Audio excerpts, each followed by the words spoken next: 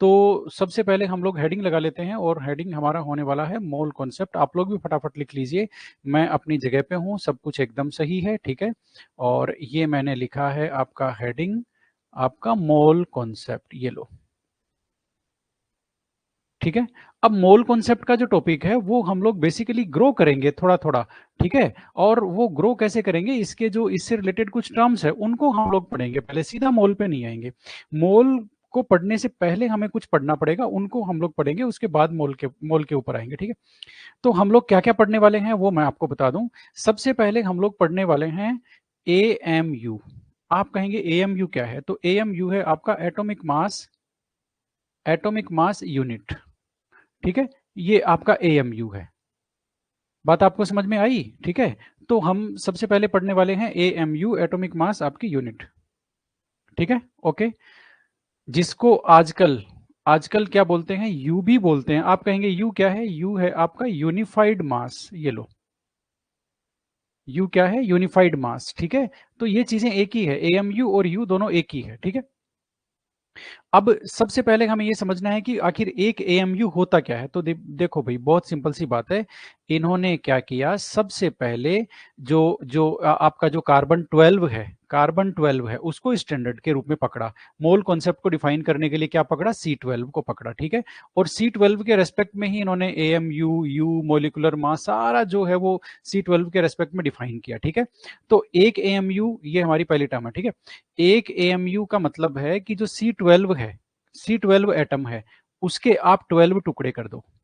कितने टुकड़े कर दो, 12 टुकड़े कर दो। फिर जो एक टुकड़े का जो मास है वो आपका एक AMU है, यानी कि आपका एक U है, यूनिफाइड मास है, उसको बोलते हैं एटॉमिक मास यूनिट या फिर यूनिफाइड मास, ठीक है। यानी कि आप समझ गए, कार्बन 12 के जो जो उसका मास है उसके 12th पार्ट, यानी कि उसका 12वां हिस्सा, उसको बोलते हैं एक AMU। बात आपको समझ में आ गई। तो आप क्या लिखोगे, आप लिख सकते हो सीधा कि 1 AMU या फिर यू लिख दो। आजकल इसको AMU यूज नहीं लेते हैं, यू ही यूज लेते हैं, हम लोग यू ही लिखे, यू ही लेके चलते हैं। चलो AMU को यहीं छोड़ देते हैं।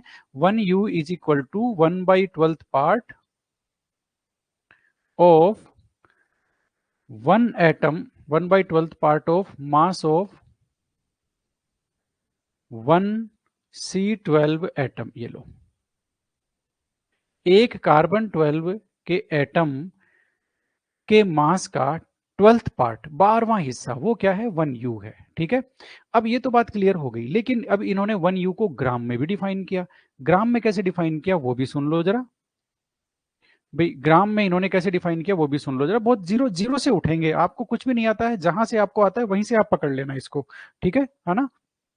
ओके, इतनी बात हो गई। अब इन्होंने सोचा कि ग्राम में कैसे पता चले कि 1U का मतलब कितना ग्राम हुआ बोल करके। तो इन्होंने कहा कि भाई इसके लिए हमें एक कार्बन 12 का जो एटम है उसका मास चाहिए।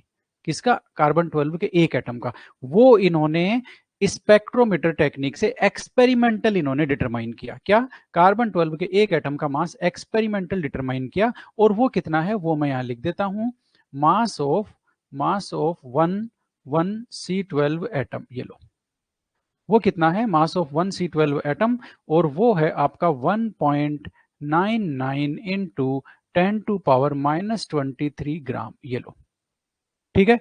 तो अब इनको एक AMU का पता लगाना बहुत आसान था, एक यू का पता लगाना बहुत आसान था। क्या, कि एक एटम का जब मास इतना है तो उसका 12th पार्ट कितना होगा, डिवाइडेड बाई 12। बात आपको समझ में आ गई। इसलिए इन्होंने एक यू निकाल लिया, 1.99 इंटू 10⁻23 माइनस का है, ठीक है। और डिवाइडेड बाई इन्होंने कर दिया आपका 12, यानी कि इसका 12th पार्ट कर देंगे। तो जब एक एटम का मास इतना है तो उसका 12th पार्ट, उसका 12वां हिस्सा करने के लिए 12 से डिवाइड करेंगे।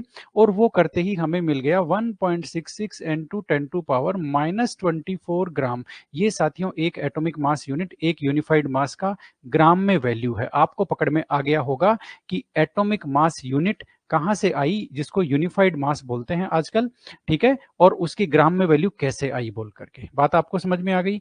अब आप देखो, मैं सारा लॉजिक लेके चलूंगा, ठीक है। सिर्फ मैं एक ही एक्सपेरिमेंटल वैल्यू पकड़ी है मैंने, ये आपकी एक्सपेरिमेंटल है, ठीक है। ये एक्सपेरिमेंटल वैल्यू है, इसका कोई थ्योरेटिकल बेसिस नहीं है। इसका कोई थ्योरेटिकल बेसिस नहीं है कि कार्बन 12 के एक एटम का मास इतना है, इसका कोई थ्योरेटिकल बेसिस नहीं है, ये एक्सपेरिमेंटल है। अब हर चीज हम कैलकुलेट करेंगे आगे की। बात आपको समझ में आई? अब हर चीज हम लोग क्या करने वाले हैं, कैलकुलेट करने वाले हैं, ठीक है। ओके, अब जरा सुन लो। एक एएमयू जो किताबों में मिलता है आजकल उसको कहते हैं यूनिफाइड मास 1U।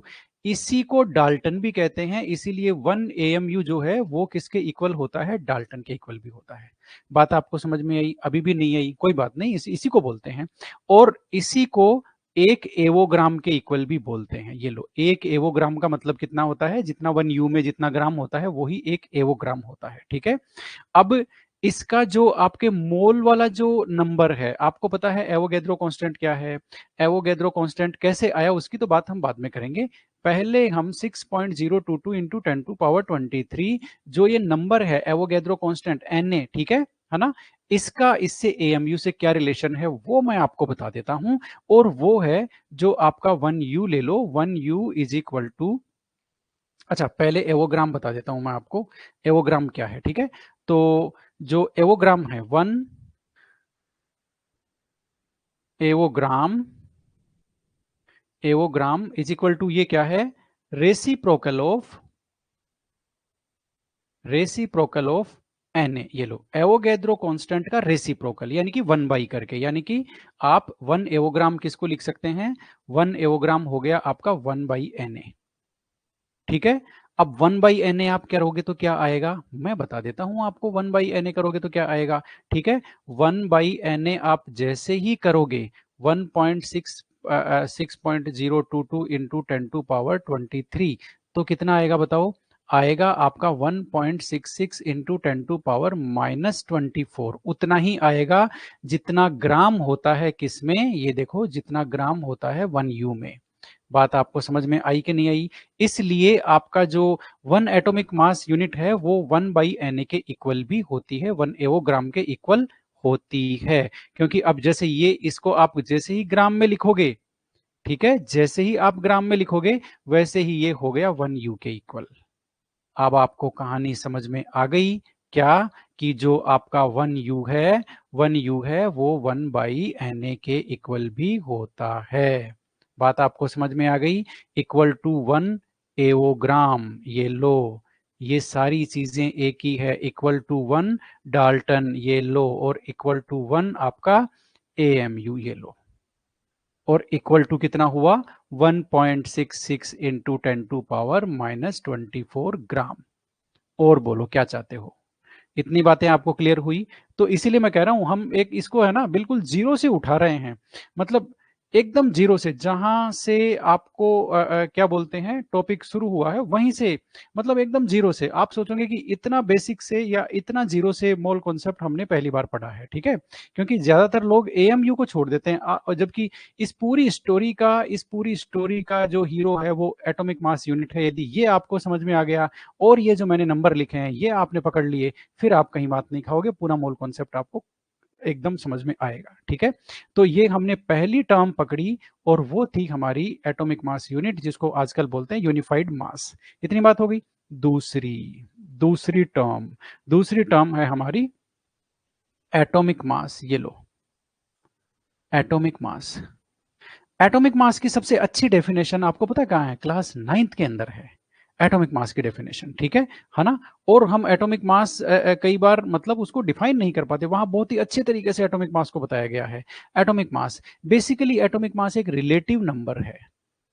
क्या है, एक रिलेटिव नंबर है। क्यों भाई रिलेटिव नंबर क्यों है, क्योंकि इसको कार्बन 12 का जो 1U का जो मास है, कार्बन 12 का 12th पार्ट का जो मास है उसके रिलेशन में डिफाइन करते हैं एटॉमिक मास को, ठीक है। ओके, अब मैं आपको सिंपल सा बता देता हूं, ठीक है। एटॉमिक मास की, जो एटॉमिक मास की डेफिनेशन है वो मैं आपको बता देता हूं। जैसे मान लेते हैं आपको कोई पूछे कि एटॉमिक मास ऑक्सीजन एटम का कितना एटॉमिक मास हुआ, तो आप जल्दी से कह देंगे 16U, ठीक है। 16U, इसका मतलब क्या हुआ, इसका मतलब क्या हुआ, इसका मतलब हुआ कि ऑक्सीजन का एक एटम, वापस सुन लेना, मैंने पहले आपको फैक्ट बताया है, असर्सन बताया है, रीजन बाद में बताऊंगा, ठीक है।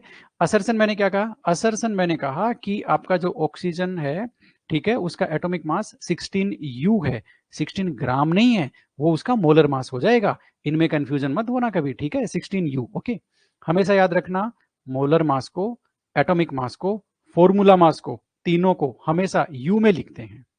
किस में लिखते हैं? यू में। मोलर मास को हमेशा ग्राम में लिखते हैं। कंफ्यूज मत होना, molecular mass, molar mass, formula mass, atomic mass, बिल्कुल नहीं, ठीक है। ओके, मोलर मास को हमेशा ग्राम में लिखते हैं। इतनी बात समझ में आ गई? ओके, अब आपको मैं क्या कह रहा हूं, अब आपको मैं कह रहा हूं कि एटॉमिक मास की असली डेफिनेशन क्या है, जो बिल्कुल सिंपल वाली है, जो बिल्कुल सबको समझ में आती है, वो ये है। एग्जाम्पल लिया ऑक्सीजन का, उसका एटॉमिक मास कितना है? 16। आपको पता है 16, आगे भी सुन लो, 16U है, ठीक है। ओके, इसका मतलब क्या हुआ? इसका मतलब हुआ कि ऑक्सीजन का एक एटम कार्बन 12 के 12th पार्ट से 16 गुना हैवियर है, 16 गुना भारी है। बात आपको समझ में आई कि नहीं आई? अभी भी नहीं आई? एटॉमिक मास को डिफाइन करने के लिए यूनिट कार्बन रेफरेंस लिया गया है कार्बन 12 को। कार्बन 12 का 12th पार्ट है एक एटॉमिक मास, ठीक है, यानी कि आपका 1U, ठीक है। ऑक्सीजन का यदि 16U आ रहा है, इसका मतलब है कि कार्बन 12 का 12th पार्ट 1U में जितना ग्राम होता है, उससे 16 टाइम हेवियर है ऑक्सीजन का एक एटम, इसलिए ऑक्सीजन का एटॉमिक मास है 16। तो अब इसकी डेफिनेशन क्या हो गई? इसकी डेफिनेशन हो गई कि आपका जो एटॉमिक मास है वो एक नंबर है जो यह बताता है कि एक एटम, उस एलिमेंट का एक एटम कार्बन 12 के 12th पार्ट से कितना गुना भारी है। बात आपको समझ में आ गई? नहीं आई? ओके, तो मैं डेफिनेशन उठा के रखता हूं, देखते हैं डेफिनेशन आएगी कि नहीं आएगी, क्योंकि वो इसी के पेज में है, अगले पेज में है। फटाफट से चलते हैं, क्योंकि लिखने में इतना टाइम हम लगाएंगे नहीं। ये 1U की, अच्छा 1AMU की डेफिनेशन भी है यहाँ पर, कोई बात नहीं, चलो ठीक है। वैसे तो मैंने आपको समझा दिया, देखो इसकी डेफिनेशन जो है, किसकी? एटॉमिक मास की डेफिनेशन मैंने आपको बता दी कि एटॉमिक मास वह नंबर है जो यह बताता है कि उस एलिमेंट का एक एटम कार्बन 12 के 12th पार्ट से कितना गुना भारी है, ठीक है। बात आपको समझ में आ गई, और ये उसकी आपके सामने डेफिनेशन है ना। जिसको मैं फटाफट से, ये स्टेबल नहीं हुई, देखो डबल डबल दिख रही है आपको, फटाफट से ये स्टेबल होते ही मैं आपको क्लियर करता हूं। ऑप्शन में गए, सेव बोला, हो गई, ओके यस। अब देखो फटाफट से, ठीक है। तो ये मेरे ख्याल से 2 है, इसको एक को डिलीट करना पड़ेगा, ये लो, ठीक है, ओके। अब इसको आप देख सकते हो, एटॉमिक मास है, ये डेफिनेशन वही है जो मैंने बोली है। देखो, atomic mass of an element can be defined as the number, वो नंबर है ना, which indicates how many times the mass of one atom of the element is heavier in comparison to 1/12th part of mass of one atom of carbon 12। आपको यदि ये English वाले में कोई दिक्कत है ना, तो जो मैंने हिंदी वाली बोली है वो आपको मैं एक बार फिर से बोल के बता देता हूं कि एटॉमिक मास वह नंबर है, वह संख्या है जो यह बताता है कि एलिमेंट का एक एटम कार्बन 12 के बाहरवें हिस्से से कितना गुना भारी है, ठीक है। इतनी बात आपको समझ में आ गई? ओके, अब चलते हैं आगे। एटॉमिक मास हो गया, एटॉमिक मास को यू में दिखाते हैं हम लोग, इतनी बातें, सारी बातें क्लियर हो गई, ठीक है। अब हमने देख लिया, आपको पता है हाइड्रोजन का एटॉमिक मास क्या है? इसका फॉर्मूला देखो, एटॉमिक मास का फॉर्मूला क्या हो जाएगा, या फिर हम एग्जांपल लें हाइड्रोजन का एटॉमिक मास, ठीक है। एटॉमिक मास आपका किसका? हाइड्रोजन का, वो पूरी दुनिया जानती है क्या है, 1U है, ठीक है। अब ये 1U है या क्या है एक्चुअल में, ये 1U कैसे आया वो मैं आपको समझाना चाहता हूं, ठीक है ना। तो मैं क्या लिखूंगा, फॉर्मूला लिखूंगा, किसका? Atomic mass of H। भाई हाइड्रोजन का एटॉमिक मास का फॉर्मूला क्या हुआ, अभी तो मैंने आपको बताया था कि एक हाइड्रोजन एटम 1U से कितना गुना भारी है, तो वो कैसे निकालेंगे? आपको ऊपर लिखना पड़ेगा मास ऑफ 1H एटम, ये लो, एक H एटम का मास, और नीचे आपको लिखना पड़ेगा मास ऑफ 1/12 है ना, part of 1/12 part of mass of 1/12 part of C12। ये लो, C12 के 1/12 पार्ट का मास वो नीचे रखेंगे, क्योंकि इसी के कंपैरिजन में, यही तो रेफरेंस है कार्बन 12, इसी के 12वें हिस्से के कंपैरिजन में हम करेंगे कि वो कितना गुना भारी है। तो ये डिवाइड करना पड़ेगा, डिवाइड करेंगे तो इसका आ जाएगा। अब आप इनको रख दो, रखोगे तो क्या होगा, हाइड्रोजन का एक एटम का मास कितना है, 1.67 बोल करके है, ठीक है। 1.67 इंटू 10⁻⁻24। ये मैं पूरा नहीं लिख रहा हूँ, आगे भी हुआ है वो डिजिट, लेकिन उसका कोई मतलब नहीं है, हम एक डेमोस्ट्रेशन पर्पज के लिए इसको समझ रहे हैं। कार्बन 12 के 12th पार्ट का मास कितना है, वो हमने अभी देखा है 1.66 है ना, इंटू 10⁻⁻24 ग्राम। अब आप इसको करोगे सोल्व तो ये कितना आएगा, आपको पता है कितना आएगा, ये आएगा आपका 1.0080 U। समझ में आ गया। इसी को लिखते हो आप 1U, इसीलिए आप हाइड्रोजन का जो मास है वो क्या लेते हो, 1U लेते हो। बात आपको समझ में आ गई होगी मेरे ख्याल से।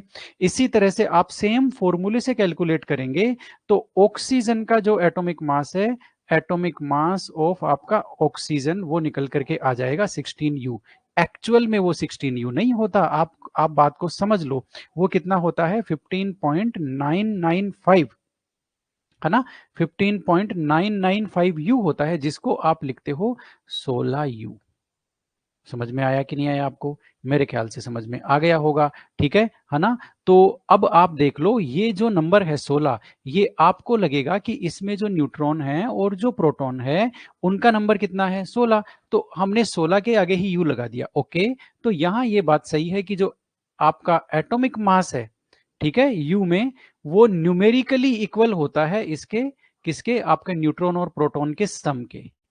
उस एलिमेंट में, उस एटम में न्यूट्रॉन और प्रोटॉन कितने होते हैं उसके सम के इक्वल होता है, लेकिन एक्चुअल में इसकी कैलकुलेशन अलग है। आपको समझ में आया इसकी कैलकुलेशन कैसे होती है एटॉमिक मास की, ठीक है। तो ये उसकी एटॉमिक मास की डेफिनेशन थी, जो हमें ये बताती है कि एक एटम कार्बन 12 के 12th पार्ट से कितना गुना भारी है। बात आपको समझ में आ गई। ओके, अब छोटी छोटी जो टर्म्स हैं उनको और कर लेते हैं। नंबर 3 में जो टर्म है वो है आपकी मोलिकुलर मास। ये लो, मोलिकुलर मास क्या है भाई, एक जो मोलिक्यूल है उसमें जितने भी एटम हैं उन सबके एटम का, उन सबके एटॉमिक मास का सम। इसको मैं ज्यादा लिखूंगा नहीं आपको, ठीक है। बात आपको समझ में आ गई क्या, कि एक मोलिक्यूल में जितने भी एटम हैं, जैसे ये आपका C6H12O6, इसका जनरली सबको याद रहता है ग्लूकोज का, ठीक है, कितना है 180 है। वो कैसे आया अभी बता देता हूं। ये एक मोलिक्यूल है, एक मोलिक्यूल में जितने भी एटम है उन सबके एटॉमिक मास का सम। तो कार्बन कितने हैं, कार्बन भाई आपके क्या बोलते हैं, कार्बन का एटॉमिक मास कितना है 12, कार्बन कितने हैं 6, ओके, इसका कर लो। हाइड्रोजन का एटॉमिक मास कितना है 1, हाइड्रोजन कितने हैं 12, इसका कर लो। और आपके ऑक्सीजन का एटॉमिक मास कितना है आपका 16, और कितने ऑक्सीजन है 6, इन सब का कर लो। इन सब का आप, इसका 72 हो जाएगा, इसका 12 हो जाएगा, और इसका कितना हो गया भाई 80, 96 हो गया, क्या 96 हो गया। इन सबको आप सोल्व करोगे तो ये आपका आएगा 180। बात आपको समझ में आई कि नहीं आई, नहीं ये 96 थोड़ी है, ये कितना है, अरे ये गलत हो गया ना, ये 17 कैसे लिखा गया, ये तो 72 है। ओके, तभी वो टोटल बैठा नहीं, मैंने कहा ये क्या हुआ। ओके, बात आपको समझ में आ गई, ठीक है। तो मेरे कहने का मतलब है, ये मोलिकुलर मास हम इस तरह से निकालते हैं, एटॉमिक मासेस का सम करते हैं। ये आपकी तीसरी टर्म थी मोलिकुलर मास। जोड़ ज्यादातर जो क्लियर नहीं होता वो एटॉमिक मास में होता है। अब आपकी जो टर्म है वो आपकी चौथी टर्म आ गई, चौथी टर्म फिर लगा लो, फिर हम सीधा 1 मोल के ऊपर जाने वाले हैं, ठीक है ना। अब चौथी टर्म जो आ गई वो आपकी आ गई फॉर्मूला मास। ये लो, कौन सी टर्म आ गई, फॉर्मूला मास। आप कहोगे ये क्या है, देखो भाई बात को समझो। फॉर्मूला मास किन के ऊपर एप्लीकेबल होती है, आयनिक कंपाउंड के ऊपर। ये लो, क्यों, क्योंकि आप जानते हो आयनिक कंपाउंड में मॉलिक्यूल्स नहीं होते हैं। जैसे मैं आपको बताता हूं, आप लेते हैं H2O, ये क्या है, H2O क्या है sir, mass of one oxygen कितना है, mass of one oxygen atom कितना है, अरे भाई वो तो निकाल लो, mass of one oxygen atom कितना है। वो तो एक्सपेरिमेंटल है भाई, एक ऑक्सीजन का एटम का मास तो एक्सपेरिमेंटल हो गया ना, लेकिन वो निकल जाएगा, कोई बात नहीं। अब इन्होंने जो सवाल किया उसका जवाब अभी लेंगे, कोई बात नहीं, आप होल्ड में रखना, इसको अभी निकाल लेंगे, ठीक है। अब आप ये देख लो, फॉर्मूला मास कैलकुलेट कर सकते हैं, एक ऑक्सीजन एटम का मास, चिंता मत करो अभी निकालते हैं, ठीक है। मोल, पहले मोल कॉन्सेप्ट सीख लें फिर निकाल लेंगे। अब देख लो फॉर्मूला मास, फॉर्मूला मास क्या है, बेसिकली आयनिक कंपाउंड के लिए एप्लीकेबल होता है, क्योंकि इसमें मॉलिक्यूल नहीं होते। एग्जांपल मैं ले रहा हूं NaCl का और H2O का, ठीक है। H2O एक कोवलेंट मॉलिक्यूल है, इसमें एक ऑक्सीजन से 2 H मिलकर के एक पूरा मॉलिक्यूल बनाते हैं, ये क्या है आपका मॉलिक्यूल है, ठीक है। NaCl में ऐसा कुछ नहीं होता, NaCl का पूरा क्रिस्टल बनता है, आपको पता है ना, पूरा क्रिस्टल बनता है, यूनिट सेल बनती है, उसमें कोई भी एक मॉलिक्यूल NaCl का जैसा कुछ नहीं होता। बहुत सारे Na Na+ को Cl- कवर करके रखते हैं और Cl- को Na+ कवर करके रखते हैं। इसलिए इसमें ऐसा नहीं होता कि भाई एक NaCl का कोई जोड़ा है, जोड़ा बिल्कुल नहीं है। तो NaCl क्यों रखते हैं? वो इसलिए रखते हैं क्योंकि क्रिस्टल में Na+ और Cl- का जो रेशियो है वो 1:1 है। बात आपको समझ में आ गई? इसलिए हम फॉर्मूला लिखते हैं NaCl। ठीक है, तो ये मॉलिक्यूल का फॉर्मूला है। ठीक है, उसका क्या बोलते हैं, NaCl का फॉर्मूला है, उसके एक मॉलिक्यूल का फॉर्मूला नहीं है। बात को याद रखो, उसमें कोई मॉलिक्यूल जैसा कुछ है ही नहीं। ठीक है, बहुत सारे Na+ और बहुत सारे Cl- आपस में चिपक गए, इलेक्ट्रोस्टैटिक अट्रैक्शन फोर्स है ऑपोजिट चार्ज की वजह से, और एक क्रिस्टल बना दिया, और वो हमारे लिए NaCl हो गया। अब यहां टेक्निकल प्रॉब्लम आ गई कि NaCl पर क्या मोलिकुलर मास का कॉन्सेप्ट अप्लाई कर सकते हैं? मोलिकुलर मास क्या लिख सकते हैं ऐसे? ऐसे लिख सकते हैं? ऐसे नहीं लिख सकते। क्यों? क्योंकि मोलिकुलर मास की डेफिनेशन तो फिक्स है, एक मोलिक्यूल में जितने एटम हैं, तो मोलिक्यूल तो ये है ही नहीं, इसलिए ये डेफिनेशन यही खारिज हो गई। तो इन्होंने ये चक्कर में पड़ गए लोग, इन्होंने सोचा अब क्या करें भाई, इस NaCl का क्या करें, या आयनिक कंपाउंड के लिए क्या करें? तो इन्होंने कहा एक काम करो, आयनिक कंपाउंड के लिए नई जो है टर्म वो बना दो, वो आपकी ले लो फॉर्मूला मास। ठीक है, फॉर्मूला मास ले लो। फॉर्मूला मास का मतलब मास ऑफ वन फॉर्मूला, यानी कि एक फॉर्मूला का मास। अच्छा, एक फॉर्मूला का मतलब उन्होंने कहा Na+ और Cl- के मास को जोड़ दो, 23.5, और इसका हो गया 30, नहीं इसका तो है 23.0, और इसका हो गया 30.5 U। ठीक है, और इनको जोड़ने से जो आ गया कौन सा, 58.5 U, ये आपका क्या है, फॉर्मूला मास है, मोलिकुलर मास नहीं है। बात आपको समझ में आ गई? फॉर्मूला मास आयनिक कंपाउंड के लिए एप्लीकेबल होता है क्योंकि इनमें मॉलिक्यूल जैसा कुछ नहीं होता है। ठीक है ना? और क्या बोलते हैं, निकालने का जो कैलकुलेशन का जो प्रोसेस है वो वही है जो मॉलिकुलर मास का है। ठीक है, लेकिन टेक्निकल एक प्रॉब्लम है, इससे ज्यादा कुछ भी नहीं है। ठीक है, फॉर्मूला मास। तो अब आपने क्या सीखा? आपने ये सीखा कि भाई यदि कोई कोई एटम हो, कोई हो एटम, उसके लिए आप क्या लिखोगे? उसके लिए आप लिखोगे एटॉमिक मास। सही बात है। कोई यदि कोवलेंट मोलिक्यूल हो, कोवलेंट मोलिक्यूल, जैसे आपका अच्छा अच्छा एग्जांपल भी लेते हुए चलते हैं, एटॉमिक मास बोल दो या रिलेटिव एटॉमिक मास बोल दो। रिलेटिव एटॉमिक मास इसलिए क्योंकि वो कार्बन को रेफरेंस लेके निकालते हैं, इसलिए रिलेटिव एटॉमिक मास भी बोल सकते हैं इसको। ठीक है, तो रिलेटिव एटॉमिक मास एग्जांपल ले लेते हैं ऑक्सीजन का, और ऑक्सीजन का एग्जांपल ले लेंगे हम लोग, तो वो कितना आ गया, 16U। ठीक है, कोवलेंट मोलिक्यूल, कोवलेंट मोलिक्यूल के लिए हम लिखते हैं मोलिकुलर मास।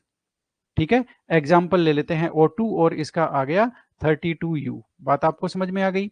एक ले लेते हैं, आपने तीसरा स्पीसीज सीखा है आयनिक कंपाउंड। आयनिक कंपाउंड के लिए, आयनिक कंपाउंड के लिए आपको लेना है हमेशा ही फॉर्मूला मास। ठीक है, अब जैसे NaCl का अभी एग्जांपल लिया हमने, NaCl, और उसका कितना हो गया 58.5U, ये इसका फॉर्मूला मास हो गया। बात आपको समझ में आ गई? तो बेसिकली आपको तीन तीन स्पीसीज मिल सकती है, कोई एटम मिल सकता है तो आप रिलेटिव एटॉमिक मास लोगे।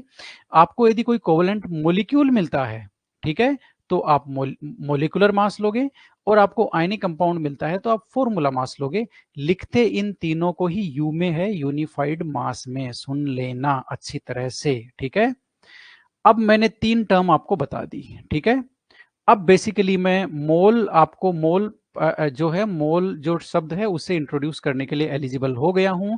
अब जो मैंने डेटा आपको दिए हैं, जो समझ आपको दी है, उसके बेसिस पे मोल को हम लोग समझ सकते हैं कि मोल क्या है। ठीक है ना? तो अब मैं आपको समझा देता हूं, सिंपल वर्ड्स में लिखूंगा, आप समझते जाइए। आप हेडिंग लगा लीजिए मोल।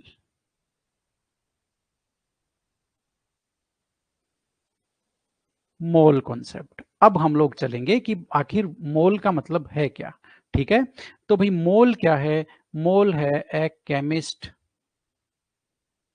ए केमिस्ट डोजन। ये लो, एक एक जो केमिस्ट है उसका दर्जन है मोल। बात आपको समझ में आ गई? कैसे है मैं आपको बताता हूं, समझाता हूं। मोल बेसिकली क्या है? मोल केमिस्ट्री में काउंटिंग यूनिट है। मोल क्या है? काउंटिंग यूनिट है। मैं पहले सब जो इंपॉर्टेंट पॉइंट्स है वो लिख देता हूं, उसके बाद समझेंगे इसको। ठीक है, तो मोल बेसिकली क्या है? मोल है आपकी counting unit, counting unit in chemistry. कैसे? जैसे मैं आपको बताता हूँ, आप साउथ इंडिया में, नॉर्थ ईस्ट में उधर चले जाइए, आप केले खरीदेंगे तो आपको दर्जन से देंगे, आपको तोल के नहीं देंगे वो, ठीक है ना? दर्जन से देंगे, भाई कितना लेना है, 1 दर्जन लेना, 2 दर्जन, तो वो दर्जन क्या है, डोजन क्या है, डोजन उसकी काउंटिंग यूनिट है, वो उस डोजन से गिनता है। जैसे मान लेते हैं आप पेन लाए, आप लाए 72 पेन, एक तो आप बोलो 72 पेन, उसको और डेटा को सिंप्लीफाई करने के लिए आप क्या बोल सकते हो कि भाई मैं 6 दर्जन पेन लाया हूं। तो जो आप 6 डोजन बोलोगे वो ज्यादा सिंप्लीफाई है, उससे समझना लिखना ज्यादा आसान है, कंपैरिजन करना ज्यादा आसान है। तो डोजन क्या है, काउंटिंग यूनिट है आपके लिए। आप डोजन को यूज लेकर के चीजों को गिन सकते हो, काउंट कर सकते हो कि भाई मेरे घर में 6 डोजन पेन है, 20 डोजन पेंसिल है, तो ये आप मतलब ऑब्जेक्ट को आपने काउंट कर लिया।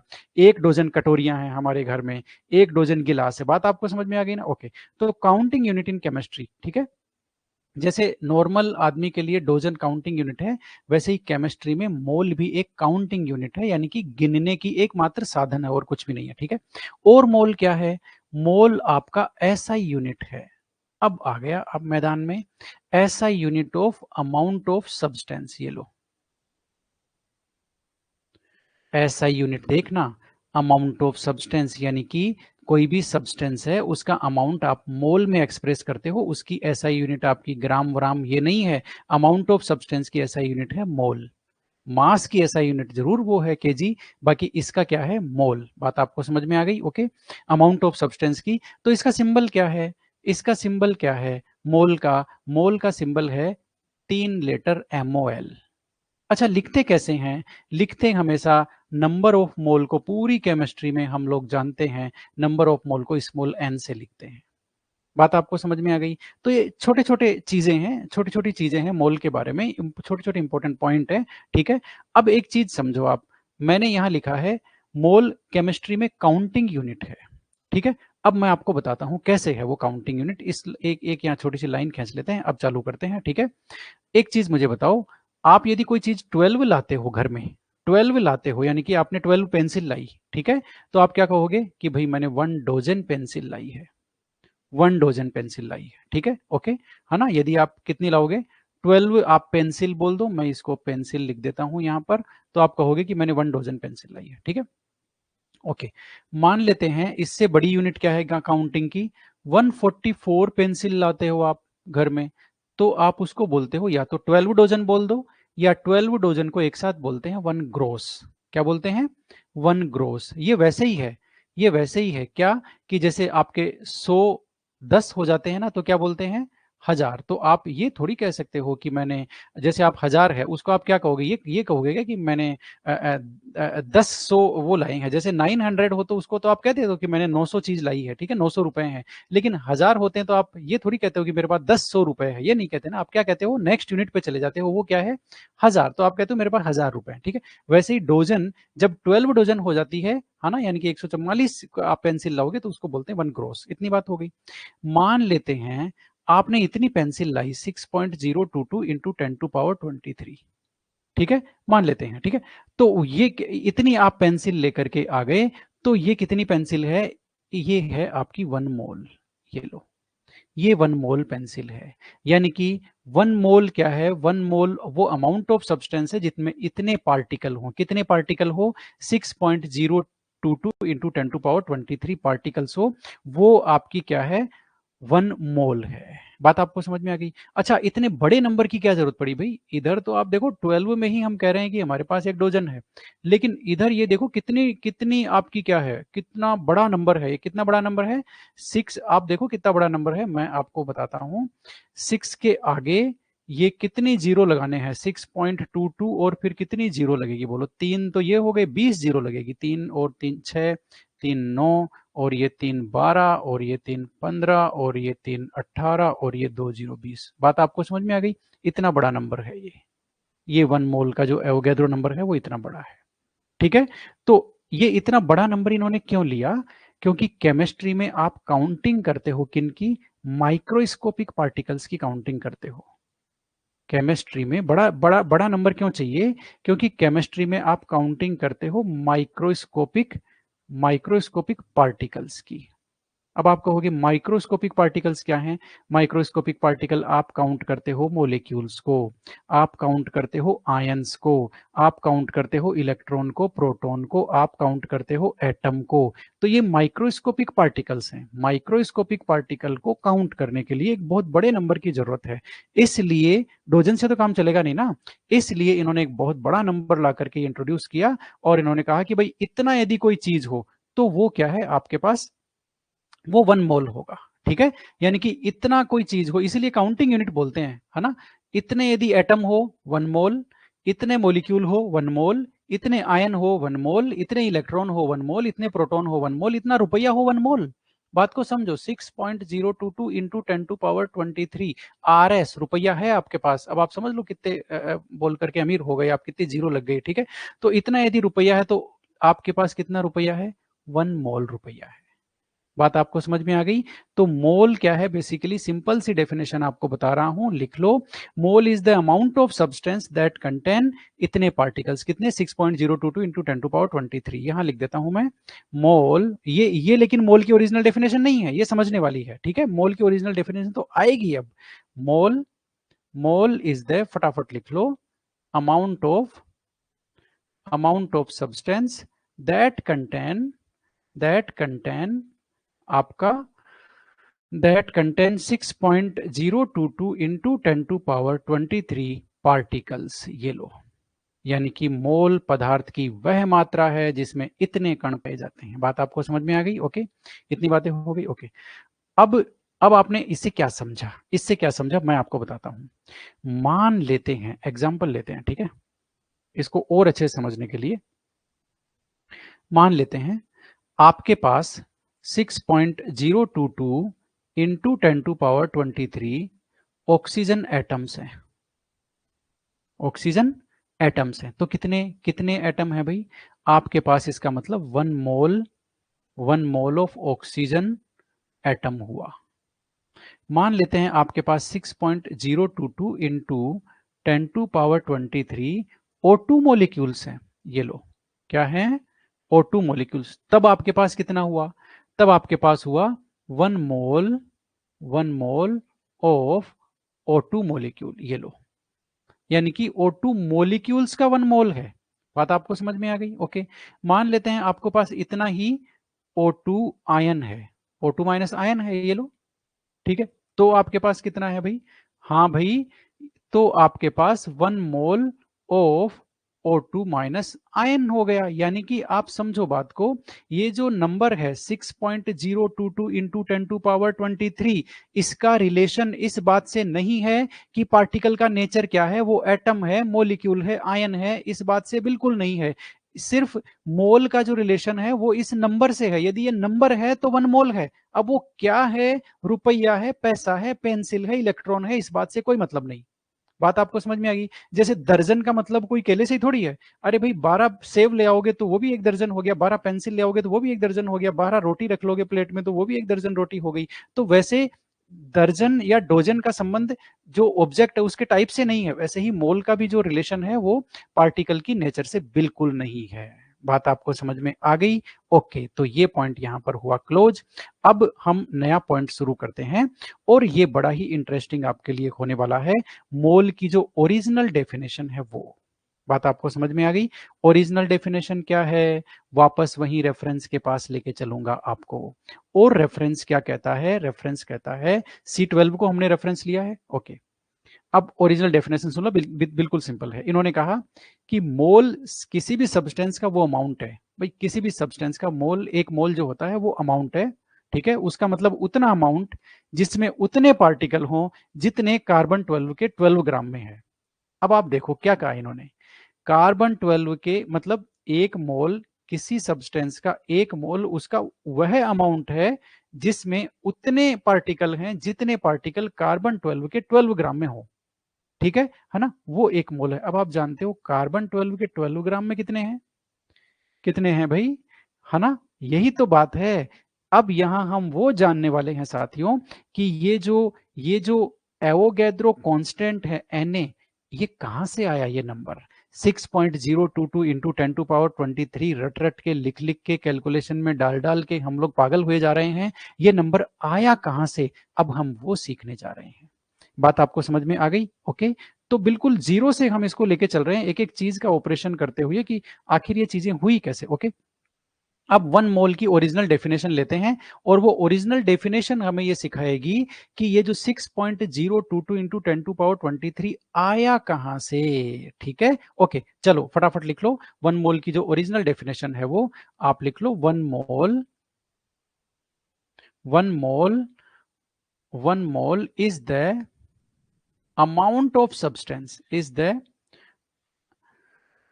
the amount of substance that contain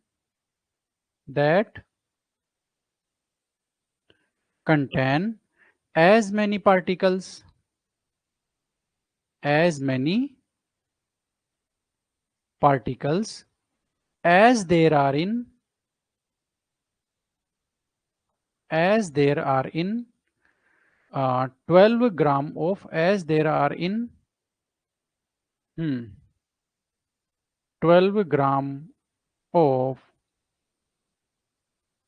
C12 isotope. ये लो, एज देर आर, नहीं, ये डेफिनेशन सही नहीं है, ये डेफिनेशन सही नहीं है, वापस लिखने दो। सब्सटेंस दैट तो यहां कटा, एज देर आर के बाद में गड़बड़ है। As there are carbon atoms in 12 gram of C12। ये लो, कार्बन 12 के 12 ग्राम में जितने कार्बन एटम हैं, ठीक है, एक सब्सटेंस का वह अमाउंट जिसमें उतने ही पार्टिकल हैं, तो वो उसका 1 मोल हो गया। ठीक है, अब बात समझ में आई। अब ये हम जानने वाले हैं कि वो जो 6.022 इंटू 10⁻23 वो आया कहां से बोल करके, तो वो यहां से आया है दोस्तों, C12 का लिया इन्होंने 12 ग्राम।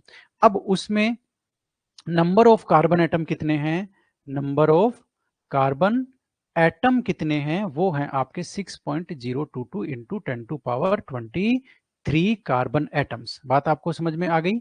इतने एटम हैं, इसलिए ये जो पहले वाली डेफिनेशन लिखी थी हमने, ये जो पहली वाली डेफिनेशन लिखी थी, कौन सी, ये वाली जिसको मैं अंडरलाइन कर रहा हूं, ये बेसिकली इसकी समझने वाली डेफिनेशन है जो बाद में आई है, क्योंकि वो जो 6.022 इंटू 10⁻23 है वो नंबर तो बाद में पता चला है ना। ठीक है, तो ओरिजिनल डेफिनेशन तो जो 1 मोल की है, वो जो मैंने यहाँ 3 स्टार लगा दिया वो है। ठीक है ना। अब आप समझ लो, अब आपको फिर भी नहीं पता चला कि ये नंबर कहां से आया भाई, कैसे पता चला कि कार्बन 12 के 12 ग्राम में इतने ही एटम होते हैं, इतने ही कार्बन एटम होते हैं 6.022 इंटू 10⁻23। तो इन्होंने कहा कि ये सबको पता है कि कितने होते हैं, कैसे। अब इन्होंने कैलकुलेशन करी, कैलकुलेशन क्या करी, इन्होंने लिखा number of C atom, carbon atom in 12 gram. ये लो, 12 ग्राम ऑफ C12, ये लो, C12 आइसोटोप के 12 ग्राम में नंबर ऑफ कार्बन एटम कितने हैं भाई, पूरी दुनिया जानती है कैसे, 12 gram divided by mass of 1 carbon atom. एक कार्बन एटम का मास कर दो तो आ गया कितना, कितने कार्बन एटम होंगे। बात आपको समझ में आई कि नहीं आई, मैं बताता हूं आपको। 12 ग्राम में कितने एटम होंगे, इसको समझने के लिए एक एटम के मास से डिवाइड कर दो। ठीक है, जैसे आप दर्जन लेके आते हो, मान लेते हैं उसमें 500 ग्राम है, एक केले का दर्जन है 500 ग्राम है, तो एक केले का वजन कितना हुआ वो आप निकाल सकते हो ना। और उसमें एक केले का वजन आपको पता है, तो क्या बोलते हैं वहां टोटल केले कितने हैं वो निकाल सकते हो, तो सिंपल सी कैलकुलेशन है। अब मास ऑफ 1 कार्बन एटम ये आपको सबको पता है 1.99 इंटू 10⁻⁻ आपका 23। ठीक है, ग्राम, ग्राम से ग्राम गया। अब ये अप्रोक्सीमेटली आपका कितना, 2 के इक्वल है क्या, 2 के आसपास है लगभग, तो 2 को 12 में डिवाइड करेंगे तो 6 आना चाहिए। ओके, तो ये हो गया 6.022 इंटू 10⁻, ये 23 माइनस का है, ऊपर जाते ही प्लस का हो जाएगा। ये लो, ये इतने कार्बन एटम्स हैं, बात खत्म। यानी कि जो गिवन मास कितना है आपका 12 ग्राम, 12 ग्राम में एक कार्बन एटम के मास से डिवाइड कर दो तो 6.022 इंटू 10⁻23 आएगा। और ये नंबर यहां से आया है, सुन लो अच्छी तरह से, ये जो नंबर आप पढ़ते हो ये नंबर यहां से आया है। फिर यहां से वो डेफिनेशन निकली है कि भाई या तो आप ये कह दो कि एक एक जो मोल है किसी भी सब्सटेंस का वो उतना अमाउंट है जिसमें उतने पार्टिकल होते हैं जितने कार्बन के 12 ग्राम में है। ठीक है, C12 के 12 ग्राम में है। या आप सीधा ये कह दो डायरेक्टली कि जो 1 मोल है वो कितना, 1 मोल कितना है, जितने 1 मोल में 6.022 इंटू 10⁻23 पार्टिकल होते हैं, उसको हम 1 मोल बोलते हैं, या आप सीधा ये कह दो। ठीक है, तो यहां से ये हुआ। ओके, अब हम लोग कुछ जो टर्म्स हैं वो उनको और पढ़ने वाले हैं और हम लोग आगे चलने वाले हैं। यस, अब फटाफट से आप ले लो। अभी अभी आपने देखा था, अगली टर्म आपकी मोल है वो चलेगा अभी, तो अगली टर्म आपकी एवोग्राम है। तो एवोग्राम मुझे ज्यादा बताने की जरूरत नहीं है, वो आपका 1 क्या है, Na है, उसका रेसिप्रोकल बोलते हैं। Na के रेसिप्रोकल को हम लोग क्या बोलते हैं, एवोग्राम बोलते हैं। ठीक है, इतनी इसमें कोई खास बात नहीं है, और इसको आप सोल्व करोगे तो 1.66 इंटू 10⁻24 आपका ग्राम आ जाएगा एक एवोग्राम में। ठीक है, -24 ग्राम। ओके, इतनी बात हो गई। ओके, ठीक है, तो आपको समझ में आ गया कि वो नंबर कहां से आया, और मोल की डेफिनेशन को हमने एकदम बारीकी से लेने की हमने इसको कोशिश करी है। ठीक है, अब अगला जो हमारा शब्द है मोल के बाद में, वो हमारा मोलर मास होने वाला है। क्या होने वाला है, मोलर मास। अब मोलर मास की डेफिनेशन तो एकदम सीधी सी है, क्या, एक मोल का मास, क्या भाई, एक मोल का मास क्या है आपका, मोलर मास है ना। तो अब एक मोल का मास, मोलर मास, मोलर द्रव्यमान, एक मोल का मास हम लोग लेने वाले हैं। इसकी डेफिनेशन भी बहुत सिंपल सी है, एनसीईआरटी में मिल जाएगी, है ना, हमने भी यहाँ उठाई हुई है, एनसीईआरटी से ही उठाई हुई है। ये देखिए रहा, ये तो भाई मोलिकुलर मास की है, मोलर मास की नहीं है क्या, कोई बात नहीं, आप सीधा सा लिख लो। मोलर मास क्या है, mass of 1 mole of substance in gram. ये लो मैं लिख देता हूं, mass of 1 mole of a substance in gram. ये लो, ग्राम में किसी भी सब्सटेंस के 1 मोल का मास कितना है, वो हो गया। ठीक है, अब इसका आप तो जानते ही हो, एटॉमिक मास को ग्राम में लिखते हैं, वो भी 1 मोल होता है, और आपका क्या बोलते हैं, मोलिकुलर मास को ग्राम में लिख दो, वो 1 मोल होता है। ठीक है, तो अब आप लिखोगे 4 मतलब आप क्या बोलते हैं, एटम, जैसे ऑक्सीजन एटम है, ये लो 4 ऑक्सीजन एटम। ऑक्सीजन एटम के लिए जो उसका एटॉमिक मास कितना है, 16U, यू ही तो है। इसको आप ग्राम में एक्सप्रेस करोगे तो क्या लिखेगा, 16 ग्राम। यही इसका मोलर मास है, ये इसका मोलर मास है, सुन लीजिए। और ये क्या है, ये इसका एटॉमिक मास है। यानी कि एटॉमिक मास को देखो, एटम के लिए ले रहे हैं हम लोग, एटम के लिए एटॉमिक मास को यदि ग्राम में लिखेंगे तो वो उसका मोलर मास होगा। मोलर मास का मतलब 16 ग्राम इसका मोलर मास है, यानी कि 16 ग्राम इसका 1 मोल है। ठीक है, अब ऑक्सीजन मोलिक्यूल के लिए ले लो 4O2 मोलिक्यूल, ये लो मोलिक्यूल।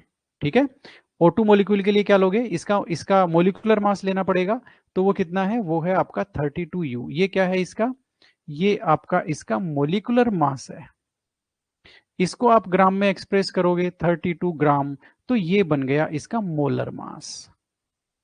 आपको एकदम क्लियर हो गया। तो मोलिकुलर मास को और एटॉमिक मास को यदि हम ग्राम में एक्सप्रेस करते हैं तो वो एटम के लिए मोलर मास हो गया, ये आपका मोलिक्यूल के लिए मोलर मास हो गया, इसमें कोई प्रॉब्लम नहीं है। ओके, चलो भाई आयनिक कंपाउंड के लिए देख लो, आयनिक कंपाउंड के लिए देख लो, 4 आपका आयनिक कंपाउंड देख लो। ठीक है, यानी कि आपका NaCl देख लो, ये लो NaCl को ही हमने पकड़ा हुआ है एकदम।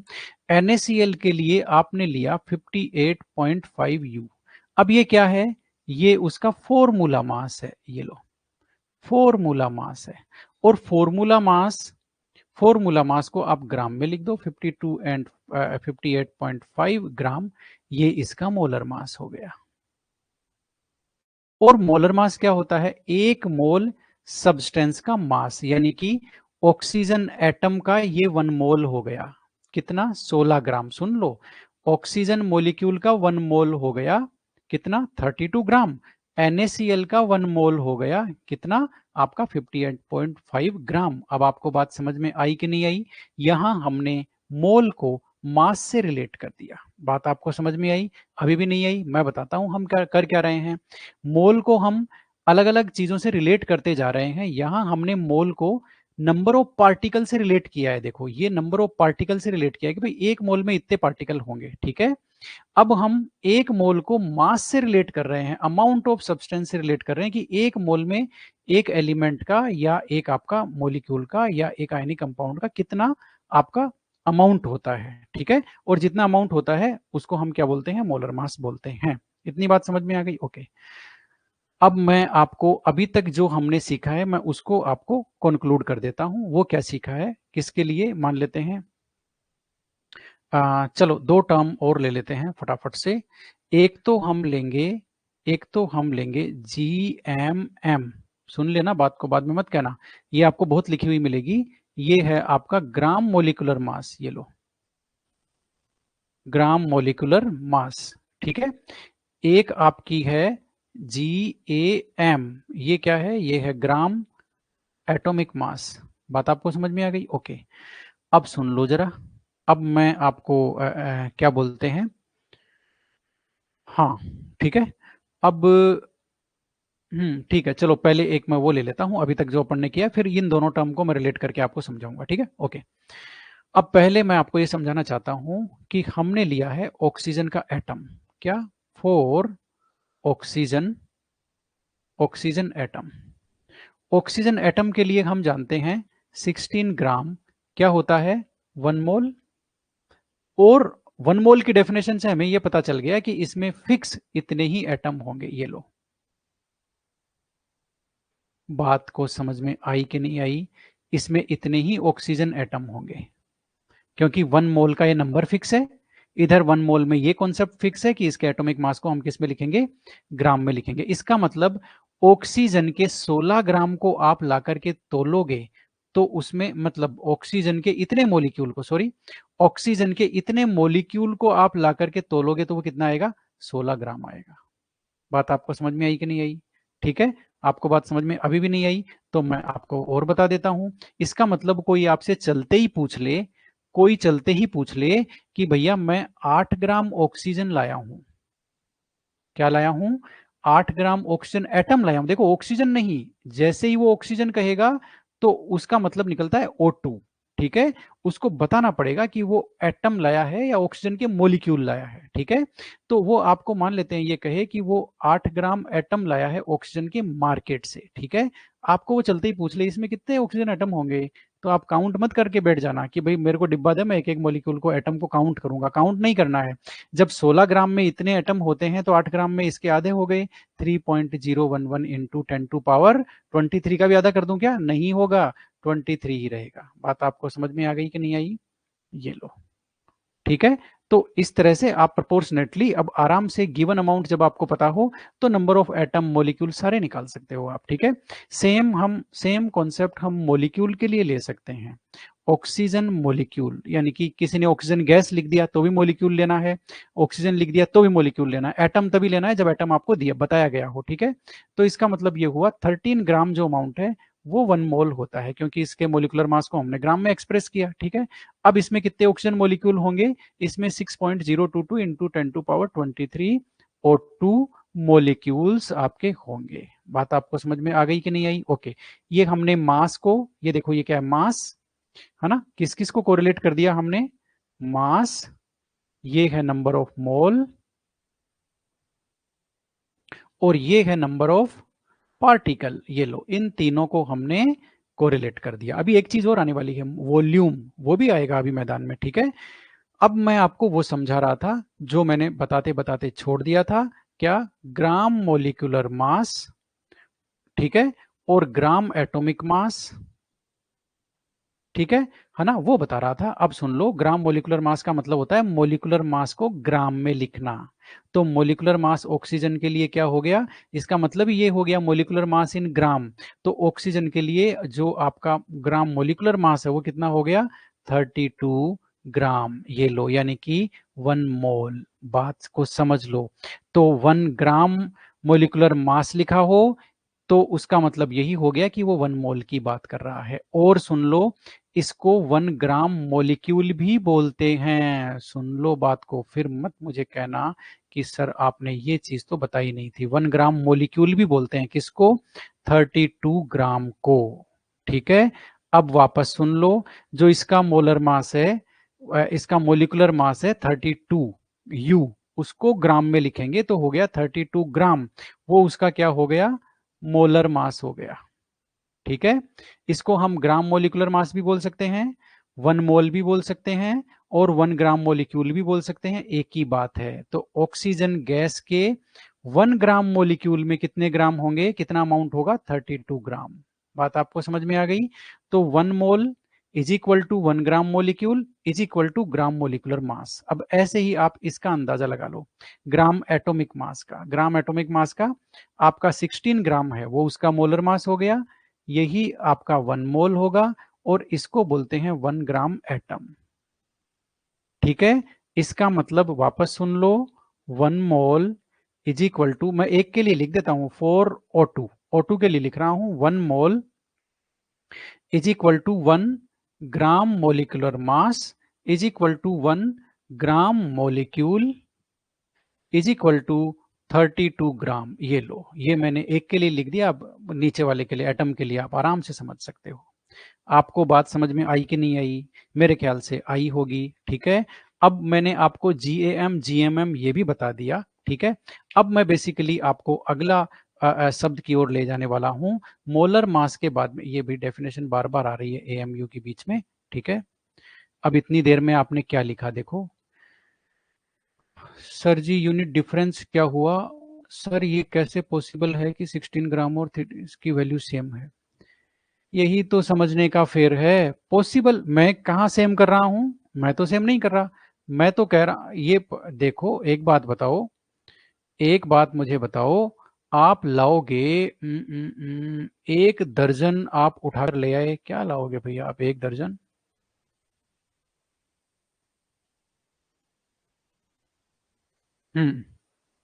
डेली क्लासेज आपके साथ कैसे होवे, पहले पढ़ा हुआ नहीं है जी। कोई बात नहीं, इसकी बात करेंगे सानू।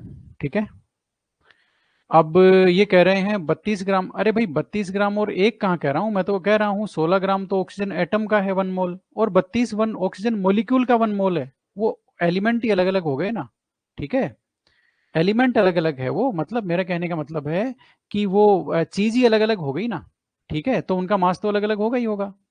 ठीक है, जैसे आप लाओ 1 दर्जन नींबू, उसमें कम वजन होगा, 1 दर्जन एप्पल लाओगे तो उसमें ज्यादा होगा। फिर आप कहोगे कि ये दोनों 1 दर्जन कैसे हो सकते हैं, इनका मास तो एक का तो आधा किलो आ रहा है, एक का 1 किलो आ रहा है। तो भाई वो आइटम ही अलग अलग है ना, एक ऑक्सीजन एटम है, एक मॉलिक्यूल है, आइटम ही अलग अलग हो गया। ठीक है, ओके। अब ये अगली टर्म है आपकी मोलर वॉल्यूम। क्या है? Molar volume. अब सुन लो, थोड़ा सा स्पीडली करेंगे। मोलर वॉल्यूम फिक्स है ना? कैसे फिक्स है मैं बता देता हूं, eight STP।